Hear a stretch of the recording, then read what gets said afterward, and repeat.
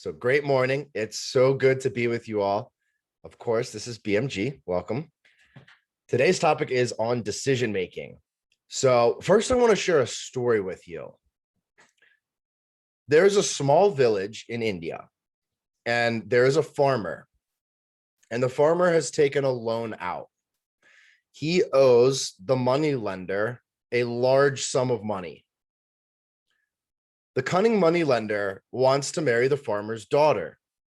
And so he says, look, I will forego your debt in exchange for your daughter's hand. And so the farmer goes back to his daughter and he explains the situation. Neither of them are thrilled and they disagree. They do not want to take this avenue. So the cunning money lender comes up with a little game and he says, let's use this exercise to make this decision. Here's what I will do. I will take the money bag and we will put 3 pebbles into this bag. 2 will be black and 1 will be white. The 2 black pebbles represent the father's debt being forgiven, but the daughter is forced to marry the moneylender. The white pebble has the debt being forgiven, but there's no marriage. It's just forgiven. And so, of course, the final conclusion is if she does not pick a pebble at all, the father will be forced to go to jail. So she really has 3 decisions, right? And so they're walking through the field, all 3 of them together. And the moneylender bends over to grab some pebbles on the ground. And he does this very quickly. So the father doesn't see it, but the daughter realizes that he just grabs 2 black pebbles and puts them in the bag and puts nothing else in. And so as they're walking, the moneylender hands the bag over to her and says, go ahead and pick a pebble. Now, I want to stop real quick. What would you do if you were in this situation? You've got to make a decision, right? You have to do something. What do you think you would do? Am I the daughter or the father? The daughter.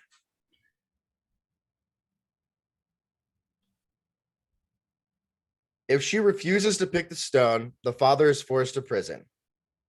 She knows that there are only 2 black pebbles in the bag. So yes, her father's debt will be forgiven, but she will be forced to marry the moneylender. And so in her own cunning attempt, as they're walking down the path with all the pebbles beneath them and the high grasses, she reaches into the bag and grabs a pebble. And as she fumbles it through her hand, she accidentally drops it into the array of other pebbles. But she never actually grabbed a pebble. So she says, I'm so sorry. Nevertheless, why don't we just look into the bag and we will know which one I chose? Of course, when they open the bag, there are only 2 black pebbles. And so the moneylender did not want to admit his dishonesty. And so it became a win-win situation. They forgave the debt and he didn't have to marry the moneylender, all because of a decision-making process. So that is the segue into our decision-making strategies. Now, again, I want to run through these with you. So everybody, if you can just think of one decision that you've been putting off, it doesn't have to be large, it can be small, it can be simple, but one decision that you've just been putting off. And let's run through these and see if you can come up with a new strategy.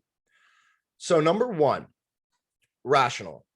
When we use a rational approach, this can be very simple in terms of a pro and con list. We need to make a decision with sound judgment. This is an objective approach. We want to remove the logic. That's what we're saying here. So pro and con list, very easy. Once you analyze this, you can say, okay, what's the most advantageous move? Intuitive. So this one's really interesting because has anybody in here heard follow your gut before? There is a direct connection behind the prefrontal and neocortex in the front of your brain and the amygdala.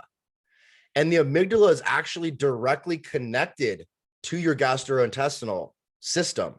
So when people say follow your gut, it's actually a direct link to your brain. This is applicable data. Why? Because this usually gets us towards sound judgment. It is a source of feeling, of information. These are things that are unconsciously building up, and we should listen to this intuition. So intuitive is, what is your gut saying? What feels right? It's very opposite of rational. We remove the emotion. In the intuitive, we are fully harnessing the emotion. Very, very different approaches. Number 3, relational. The really big thing is we want to be conscious of the fear of criticism. What we're saying here is we don't necessarily need to inherit somebody else's belief system on this. However, it is relevant to consider other people's opinions because it brings us a different perspective that we might not consider prior. Also, it's really good to think about how this might affect people around us. Sometimes we get so caught up in the emotion of this decision-making process that we forget our significant other, that we forget our friends or our children. And that's very important too, to consider the impact that it will have on them.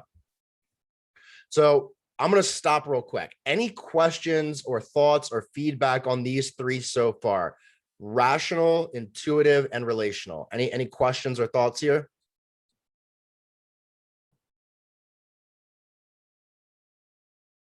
Okay, great. So let's go to 4. So principled.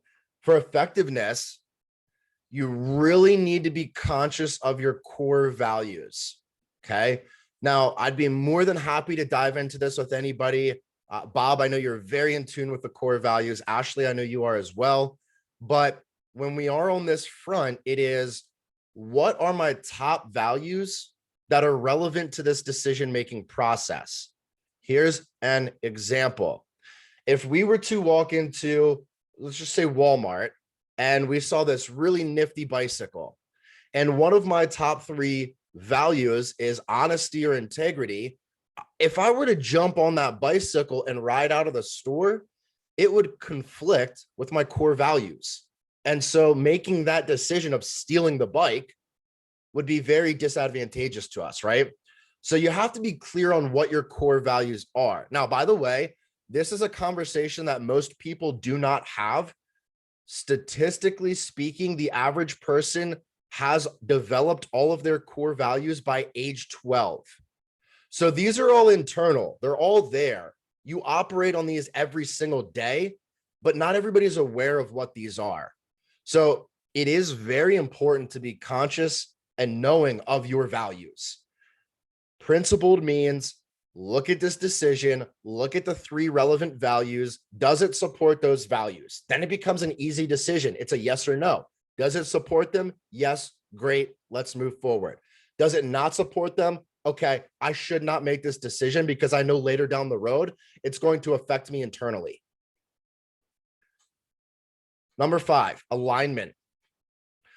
This one is very relevant to purpose. Now, especially because you guys are pretty much entrepreneurs or business owners. What you need to realize is that long-term, these are the decisions that can affect us more than the short term, right? So often we will make decisions in the short term because a lot of people don't think so far ahead. But the reality is, if you are very clear on your purpose and your fulfillment moving forward, you can make short-term decisions right now that are going to be very impactful positively a year, 5 years, 10 years down the road. So you want to make sure that this is in line with your purpose moving forward. Any questions here? We still good? Great. Decisive. So here's the big thing. In my experience, often it is more difficult to actually make the decision than it is to carry the decision out. Why? Because there's so much emotion involved with making the decision.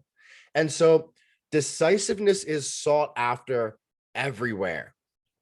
I've shared this story in the past. I want to share it again very quickly. There is a lieutenant and a general, and they have to make a very large decision for their platoon.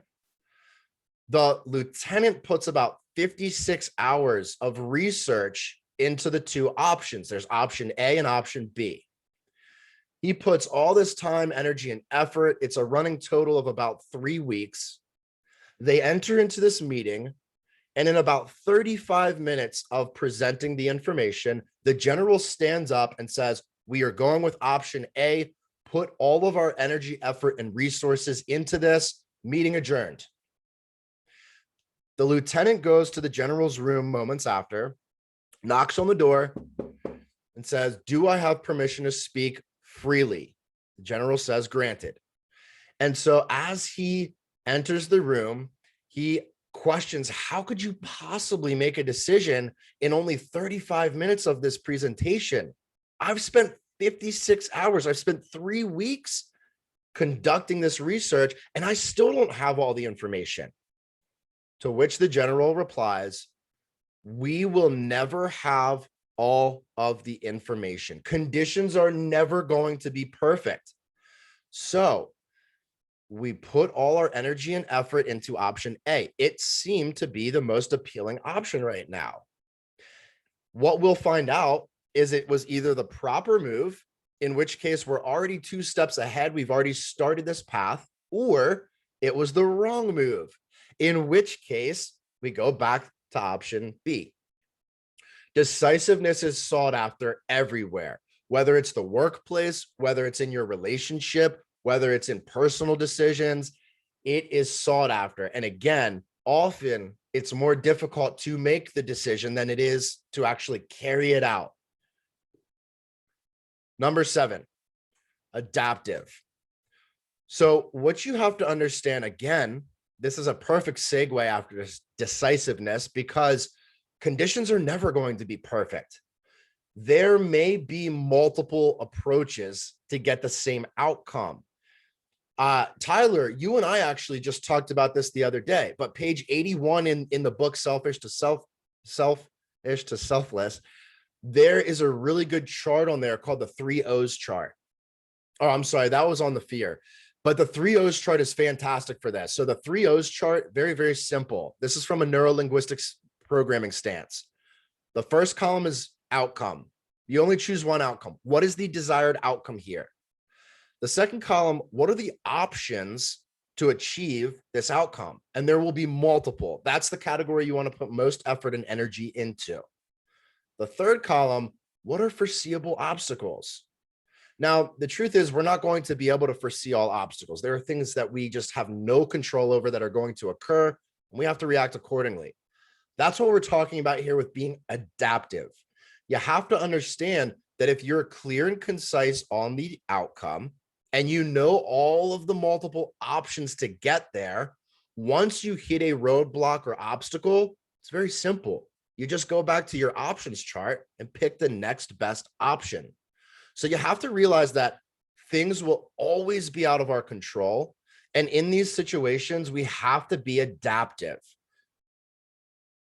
What decisions or options can be left open? That goes back to the 3 O's chart.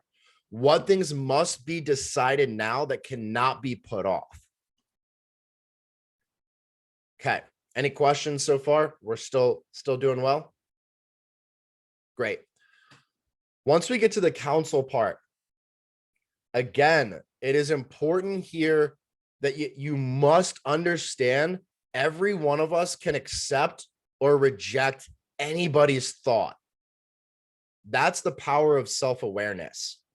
When we're saying counsel, these are our trusted teammates. I really like Napoleon Hill's example here. And he does this exercise where it's a visualization technique. You sit down, you close your eyes, and you think about this giant table in front of you. It can be a wooden table, it can be a metal table, plastic, it doesn't matter. Think about this giant table in front of you. And there are only 12 available seats, not including your own. So at this table, you can surround yourself with anybody. These can be historical figures that are no longer with us. These can be people that are alive and well. These can be family members. It doesn't matter. But think about the people on this table or at this table, and this can be your counsel. Now, he does a really cool technique, and he has Abraham Lincoln, and he's got some other really cool people on there. And I love that approach, right? Because this is the counsel that you create, and you can have these conversations internally, and you can resolve a lot just by thinking about somebody else's perspective. But again, it is within our power to accept or reject other people's thoughts. Team. Have you discussed this with your team members? Now, this is different because when we said counsel and we said that example of the Napoleon Hill and the 12 people at your table, some of those are fictional characters, or they're not actually alive anymore. When we talk about team, these are people that are directly affecting our judgment, right? And that may be our family, our partner, that may be work related, whatever it is. But the team, those are people that are directly in your life on a daily or weekly basis, maybe monthly, but they're there, right? What are their thoughts? Talk to them through this decision. 10, spiritual. Is this in line with your faith? Now, it really doesn't matter where your beliefs are, whether that's in God or Dharma or your gut or the universe, whatever you want to call it. But we all have spirituality within us. It's a part of our being. We all have souls. We all have spirit, right? So it's being in tune with that spiritual side of you.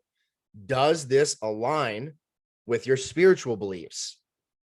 Sometimes we make decisions that do not, and then later down the road, it affects us because this is one of our 8 categories of lifestyle. 11, this one's very difficult to do independently. So when we say negative drives, what exterior motives are influencing your decision here? What exterior motives? Now, there are 2 ways to figure out this information.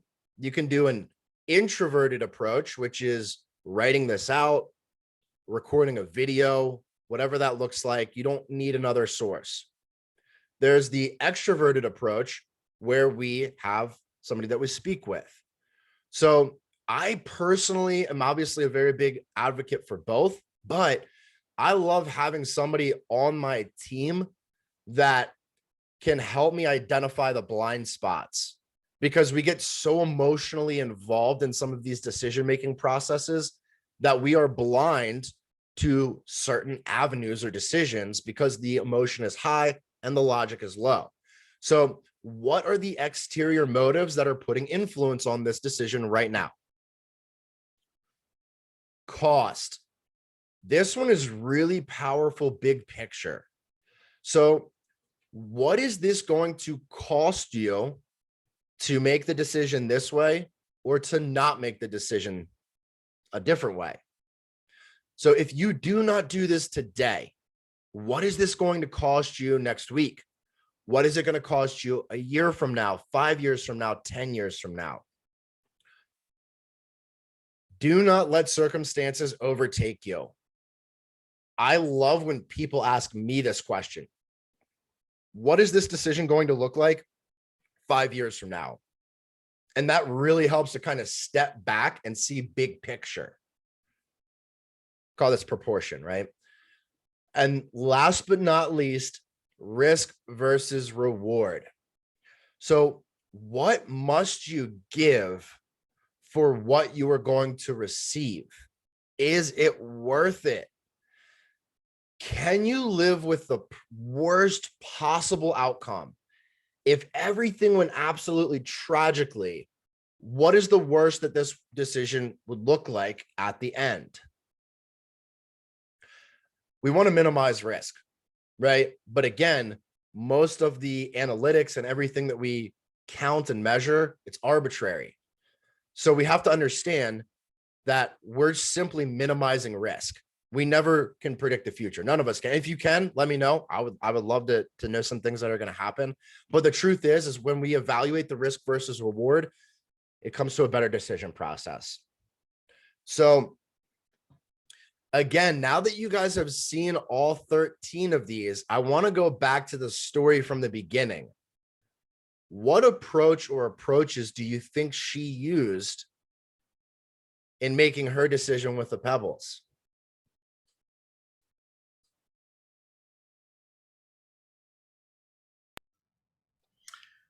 So I don't know if it's because it's the last one we talked about, but it seems obvious to me that it was risk versus reward. She took a big risk She in did. that whole thing, and the reward was tremendous. Absolutely, Bob. Absolutely. Ash, what do you think?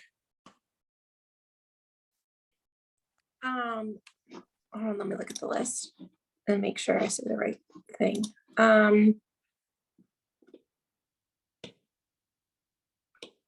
gonna say there was definitely like a relational portion of her thoughts, considering she was going to be tied to this relationship potentially for the rest of her life. So she was like, is this something that I want to do? And then also in turn, the relationship with her father, if she, made the decision that was going to send him to prison, what effect would that have on their relationship?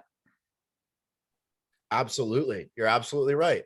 She has to consider both relationships. Do I really want to marry this guy? And also, what's going to happen to my father based on the decision that I make? So, yeah, both of those are applicable, right? Risk versus reward and the relational. Ty, I'm curious what your thoughts are here. And I'm not sure if you caught that whole story, but based on what people are saying, do you have a different perspective, or do you agree with one of those? I was looking at 11 negative drives.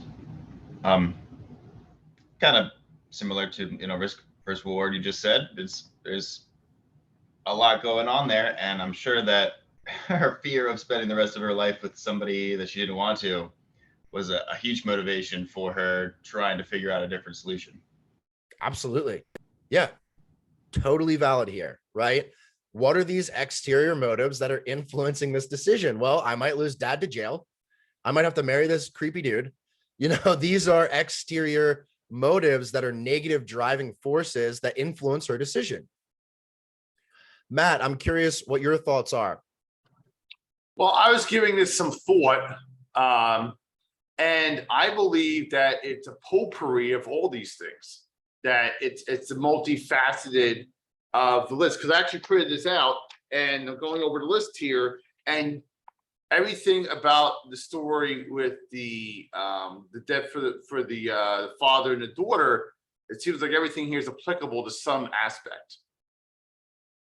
Yeah. I mean, you're not wrong. I definitely think that, we could run through all of these and say, okay, there's probably some weight in the rational, right? Pro and con, definitely applicable. The intuitive, what is her gut saying? What are the feelings and the emotions? Relational, we covered that one, of course. The principled. So I think the value one, I don't know what her values are, but I'm sure that they probably have something to do with family or whatever. So yeah, definitely. Decisiveness. Well, of course, she had to act quick. She didn't really have time to wait around. This was something they had to do. They were walking down this path. She had to make a decision. The adaptive, very adaptive here, right? What options can be left open? Well, she found the best option. What was presented to her didn't seem like a really good option. I know there's not even the white pebble in there. So it's either my dad's going to jail or I got to marry this guy. Counsel, she really did this one independently. So I don't know that counsel or team are 100% applicable here. And the spiritual side, I don't know her spiritual side or if that necessarily directly was involved here. But the exterior factors on the negative drives, definitely. The cost, definitely. And the risk and reward, yeah, of course, right? So awesome stuff, guys. Now, again, when we started this, I asked everybody to think if there was one decision that you've been putting off that you need to tackle. So I'd love to go around the room and just hear, big, small, doesn't matter, if you guys would be open to sharing one of these decisions, and let's open it up to the group and see what everybody else thinks in terms of making this decision moving forward. So does anybody want to be bold and just throw out a decision they've been putting off? I'll be bold, but also be mad at the same time, which is an inherent contradiction.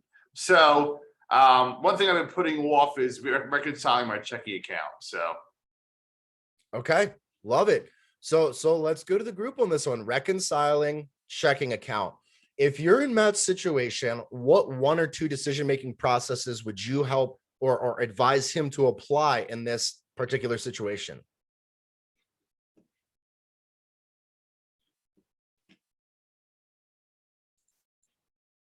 and this is why it hasn't gotten done. No. I first thing that goes to is cost. What's the cost of not doing this? Yep. How much money are you either losing or not aware that you have? Well, I mean, I'm not losing any money. It's just Jewish guilt, which kills you from the inside anyway. So, Well, without doing your accounting, I'm not sure you know that. And then it goes to the other way. How much money do you have that you don't even know? well, I had to figure out where all my, my finances have gone. So that is the elusive, what if. So in that respect, definitely, because I itemize everything, I have to figure out what it is. So that is something I have to work on.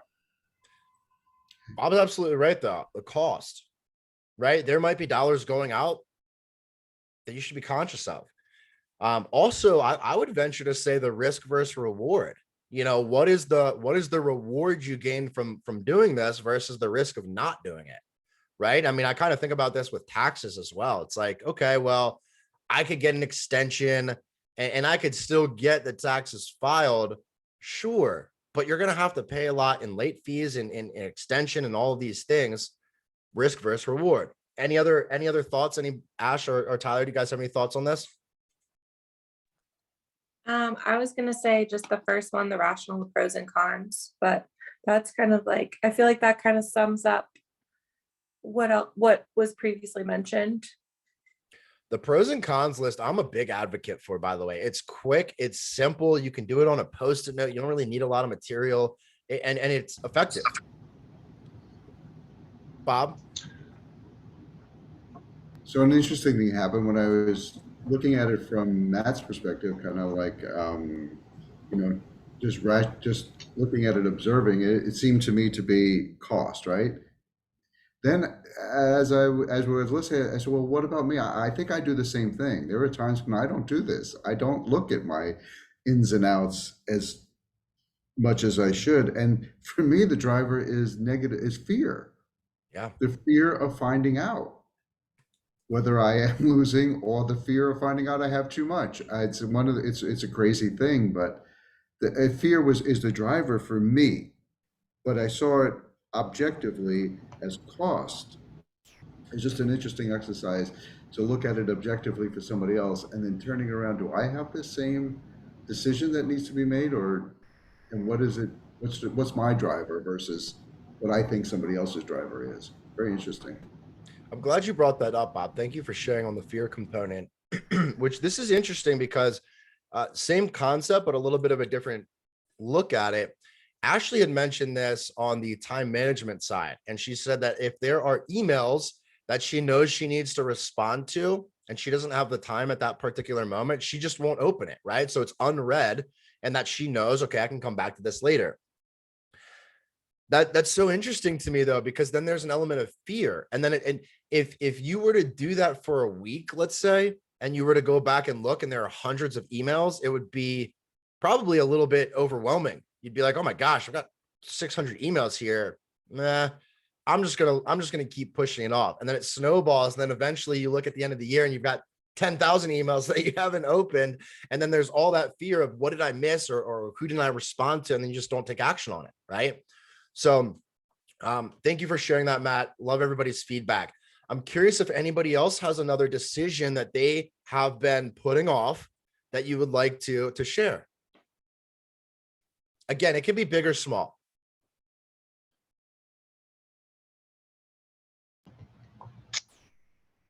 Yeah, I'll share.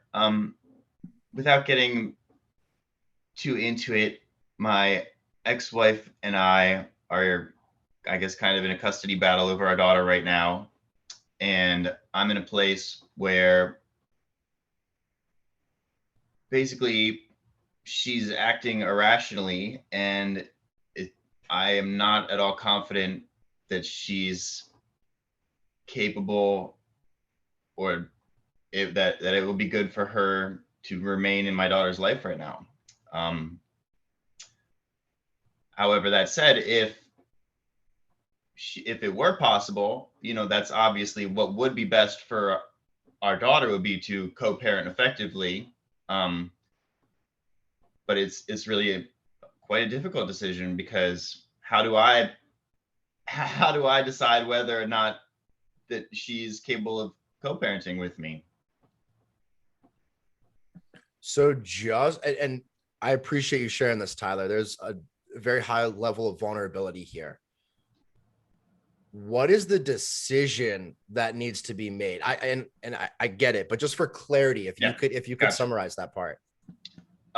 We're going to court next week. I need to decide whether I'm going to argue for 100% custody, or if I'm going to argue for some sort of intermediate amount. Would love to hear from the group on this one. I think there are several applicable decision-making strategies on this one. So what do you guys think? I mean, Ashley, you've been on the other side of this, right? So I'd love to hear what your thoughts are on this, because you've had to go through not the same battle, but you've had to go through a similar battle. Well, yeah, I mean, there's so many. First of all, can definitely empathize with that. It's an extremely difficult decision to make. I mean, obviously, whatever is best for the child now is probably going to be where your focus is going to be, because if there is evidence and things right now that are showing that her mother is not going to be the best influence for her, or it's not going to be best for the child right now for her to have that care, then you would kind of want to take into account for that. So to take a little bit of the pressure off in the long term, it would be, are there options for steps for the mother to show and demonstrate that, she's either making changes that need to be done, or, for a lack of better word, like deserves the opportunity to be a part of her life. And so in terms of like the strategies for this decision, I would definitely say, there's a lot of different things that come into account. First and foremost, relationship. That's going to be, your biggest thing, like your relationship with your child, and then your child's relationship with her mother. Those are kind of things, but I would say first and foremost, from your decision making, your relationship with her is going to be an account. And then also, my next thing that I feel like would be the biggest would be core values. I feel like that's going to be like your next, and then intuitive, like going with your gut. I honestly, there's no, in this particular decision that you have to make, there's definitely no easy, clear cut formula. And so I think intuition is going to be a big thing. And then I would have a question, like, is this the first time that you guys are addressing this and making this decision, or has this been like a long time coming? Is this like a resurfacing of the decision?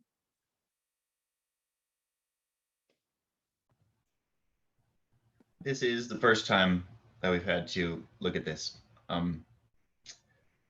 And definitely thinking about the adaptive category and the story that Keegan shared, opens up the possibility to me of taking a more hard stance now, with opportunity for, like you said, kind of stepping into the future.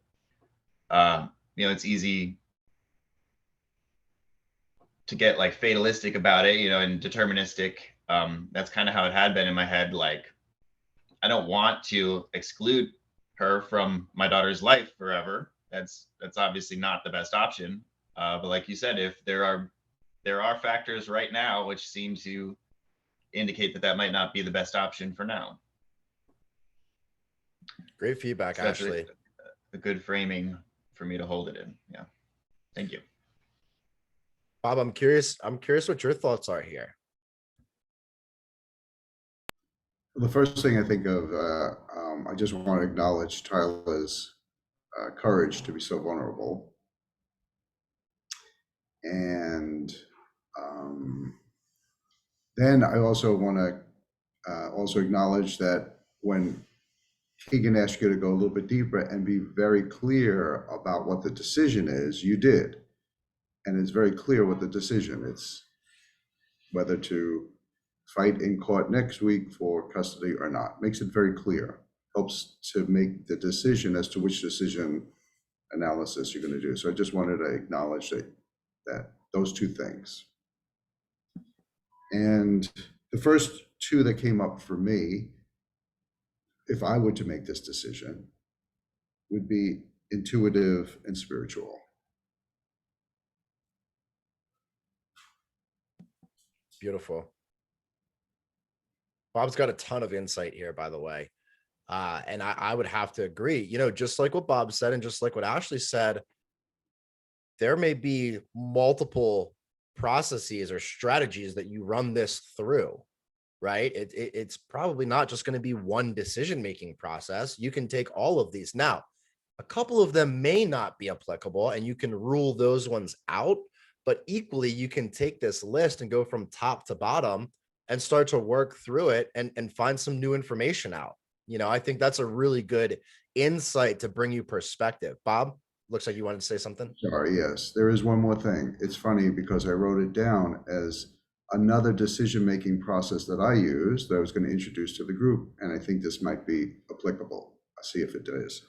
The one that is, and it kind of goes with intuitive too. How would I feel 10 seconds from now when I make this decision? How would I feel 10 minutes from now? How many feel 10 hours from now, 10 days from now, 10 months from now, 10 years from now? I made the decision, and how would I feel at each one of those moments? I feel like that might apply here too.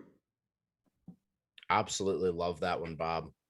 Yeah, and the interesting factor is with what Bob just shared, you may realize that the chronology of emotion is going to change throughout that process, meaning the 10 seconds after, well, your emotion may be very similar to when you make the decision.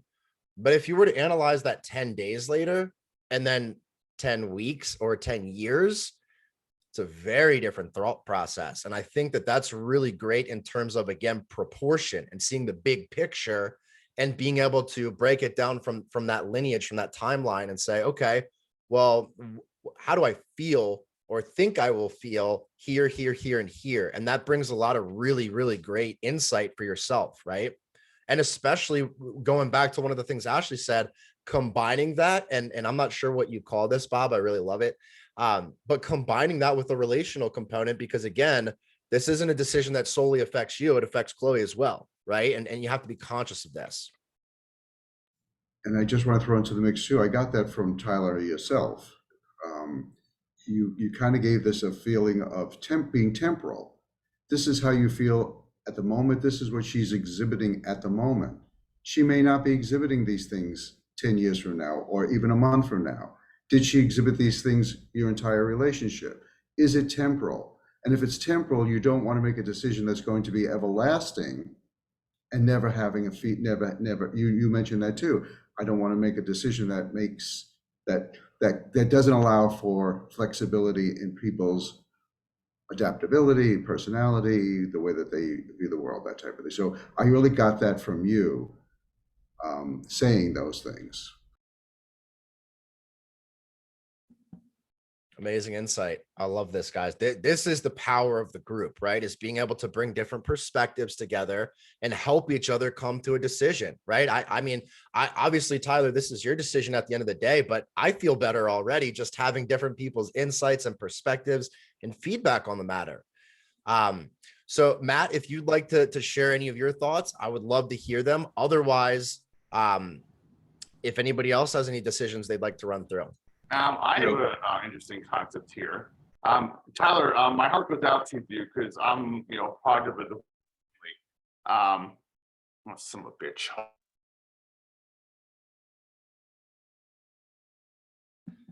Matt is invisible. That's pretty cool. What are you working on over there? You have time travel down too? Well, I was dealing with that, Bob. Thank you for those insights. That's a great tool to consider. Yeah,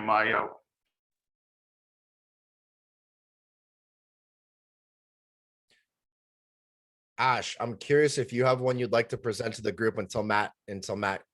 Oh, there he is. Yeah, my webcam is having more issues than R. Kelly in prison right now. So yeah, my heart goes out to you, Taylor. I feel for you like Shaka Khan. So because I've been, in that boat before. How old is your little one?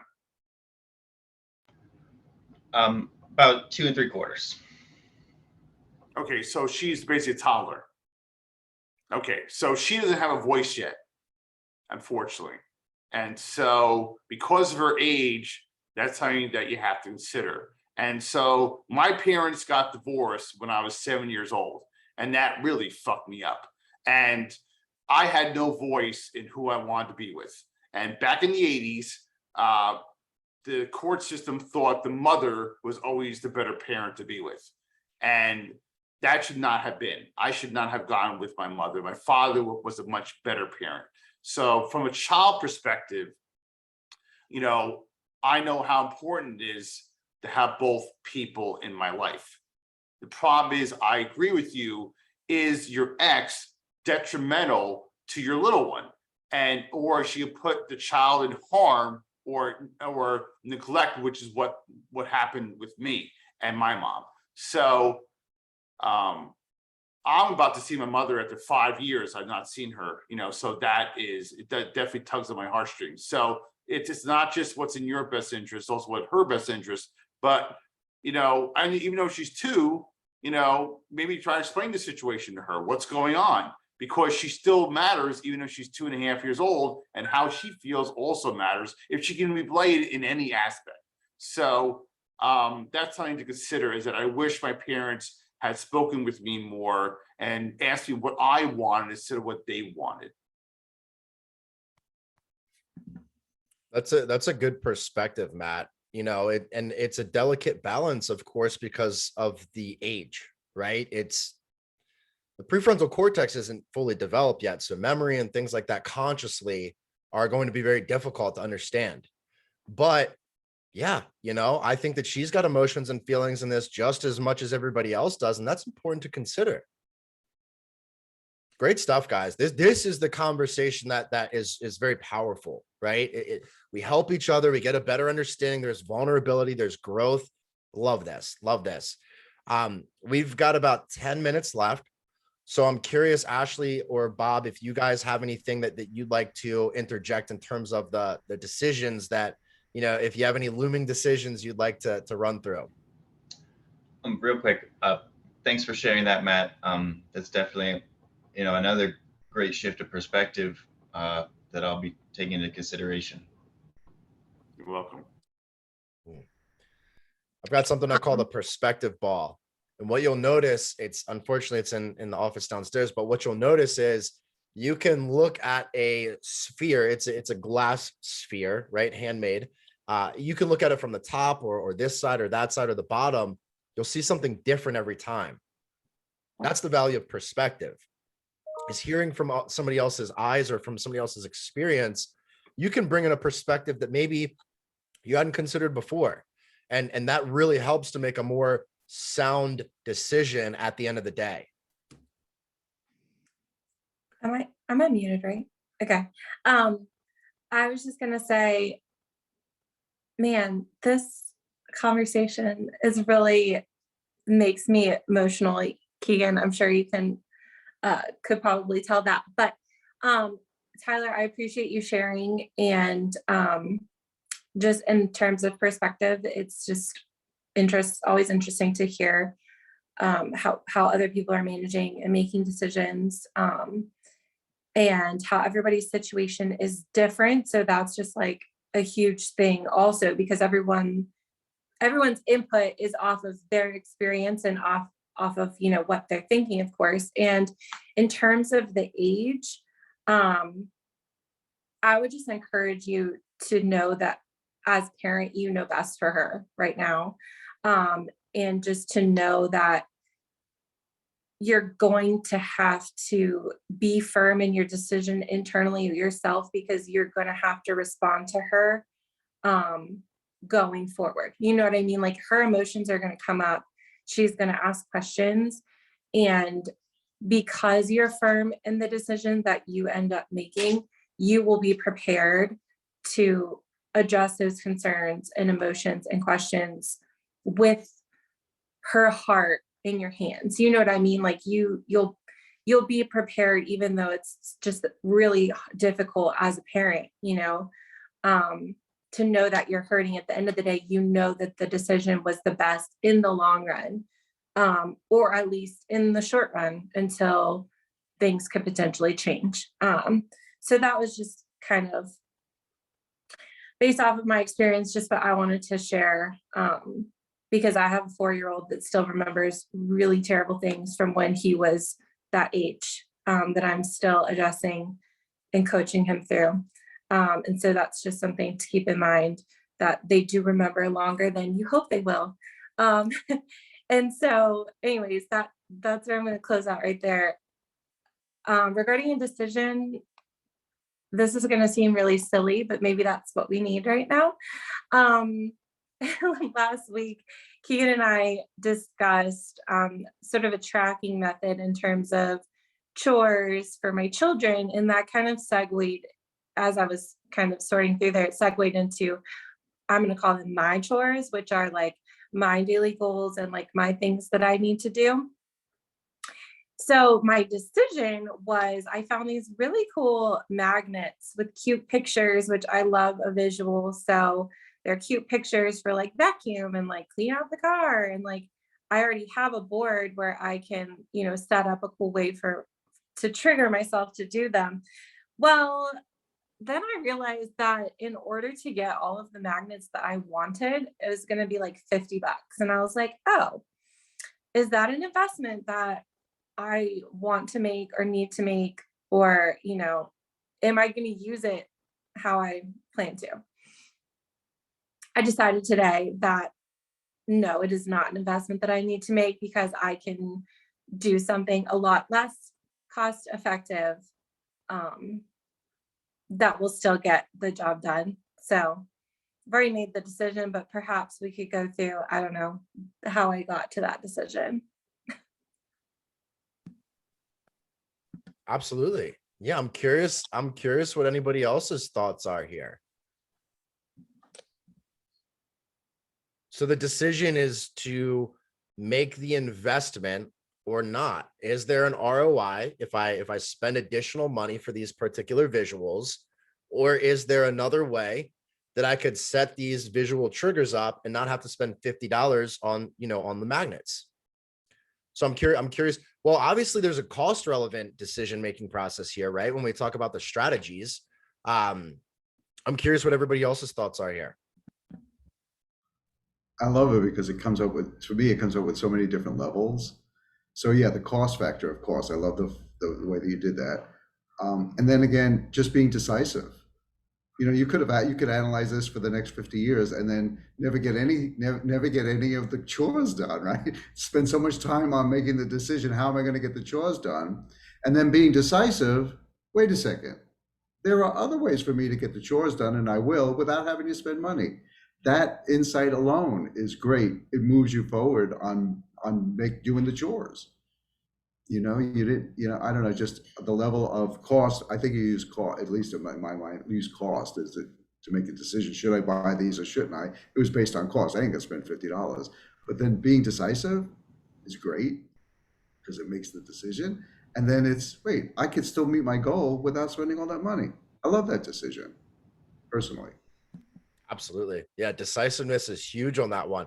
And Ashley, you had mentioned that with Tyler's as well, but that decisiveness you framed it as being firm, right? But making the decision and realizing that, okay, if this isn't the right choice, I can go back and do the other one still. Now when we're talking about legality, that might be a little bit different, but in this particular example with the magnets, if you don't do it, then you can still go back and do it, right?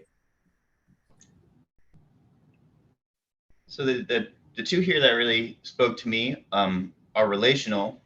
One, I see that creating a similar structure for yourself and your child is a really great way to support them in learning how to be effective in life and showing them and teaching them by example. So, that in one hand, that's a really, really awesome idea. And there's a lot of benefit to get there. And then, but the other one that came to mind was adaptive, number 7, I guess. I think you did a great job of looking at it and saying, this is something that's really important to me and something that I want to put into place. Is there a different way that costs a lot less that I could still achieve the same result? Love it. And you brought up a really good point, Tyler, that has been an underlying theme that we did not address, but the importance of environment and how our decisions relate to the environment. What you have to understand, environment is more powerful than heredity. I'll give you an example. My biological father passed of a severe heart attack at 52. His father passed from a severe heart attack at 50. Heredity would claim that I'm on a similar path, right? Based on environment, I can change those outcomes. I can eat healthy, I can exercise, I can take really good care of my heart and ingest ALAs and do all of these things that will help the longevity of my heart. With the example that you just shared, Ashley, and Tyler shared on, absolutely, that environment and what you're creating from not an expectation standpoint, but kind of like, this is how we do things, right? So I've got my board here, I've got the tasks and the things that I complete, and now it becomes so much a part of the environment that Cole and Kane are like, I want to do that. That's cool too, right? And it becomes part of the norm.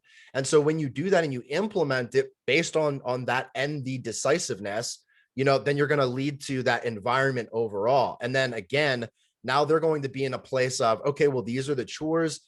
One of the things that's really fascinating from the child's brain at a young age is you can really mold how their work ethic is going to be long term. I see a lot of parents that stifle their children because they don't give them any expectations. They don't tell them, hey, you've got to take your plate to the sink after dinner and clean up after yourself and do these things. And then what happens? You fast forward 10 years down the road and people just expect somebody to clean up after them. And then what? Then they don't take responsibility. And it's this slippery slope. So there are very little things like this that may seem small in the grand scheme of things, but these are decisions that impact your child's life long term. Absolutely. And it can be something as small as a magnet. It sounds silly, but every decision counts. They all add up. I love to think of this like a mosaic. So at the end of our lives, we are going to create this beautiful mosaic, and everybody's will be different. And every single day, we are contributing one piece to that mosaic. Our day is the tile. And you'll realize that some days we've got really large pieces. Other days, it's just going to be little dust that we add to the mosaic. All of those pieces are based solely on the decisions that we make throughout each day. Those decisions create the tile that we're putting onto our mosaic long term. So it's all tied together. That's a really cool visual. Curious, guys, we're at the end here. I'm curious if anybody has any last minute thoughts or anything you'd like to share before we close out. I'll just say thank you again. I have to go because I have somebody at 10 o'clock, and this has been terrific. Thank you, Keegan. Bob, thank you so much for your input. You had some great feedback and really love having you in the group. So thank you. Thank you so much for being here. It's good for me. Thank you. I hope that's good for everyone else. Talk to you guys later. Any last minute thoughts, guys, or questions or concerns? I just want to also say thank you, everyone. It's given me a lot of help. Love it. That's what this group is for, right? That's the mastermind concept. is we want to be able to bring these brilliant minds together, get different perspectives, and support each other. Of course, it's great to have topics and central themes, and I love to bring that to the table. But what it's really about is having everybody collectively support one another. So this is a group, it's a community, it's an environment. So love you guys. Thank you so much for the great conversation and input. Again, I really hope that those 13 decision-making strategies and the additional one that Bob shared with the 10-second, 10-minute, 10, all that good stuff. I hope that this is helpful. This is something that you can print out or use through making any decision. As always, if there's anything I can do to support you, let me know. Let's crush the rest of this day. Bye, guys. Hey, Keegi, you got 1 second? Yeah, let me Bye. stop.